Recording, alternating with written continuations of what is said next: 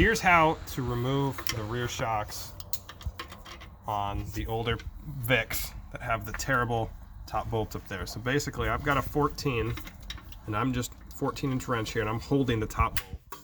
We cut back the plastic insulation on the shock. Now I have the rear springs out as well, but those are pretty much just pull out. We have the bottom bolt in, but the nuts off.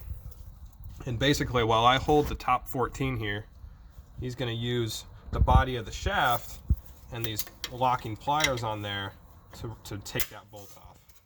Ready? Go for it. It's just rotating.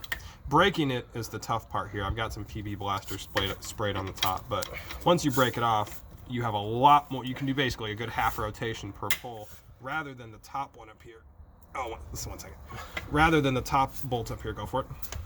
Where you have such little clearance. There we go. You just got it broken. Perfect.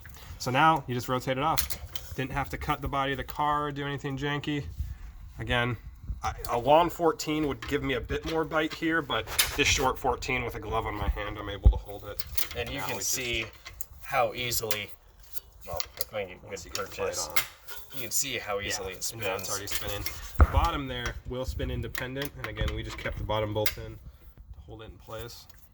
You could do this with the rear spring in place, but you can see where his hand is. This is a lot easier with the rear springs out.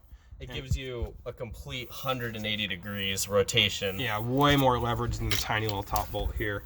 And the rear springs come out super easy. All you gotta do is take out the bottom bolt on both sides. Now this is the Vic. This is a 2000, so I don't have a rear sway bar.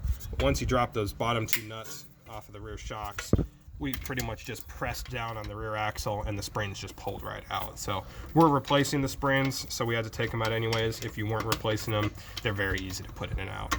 But that's the trick to getting these out. No funky cuts in the body or anything like that. And it's about 20-30 minutes aside at most.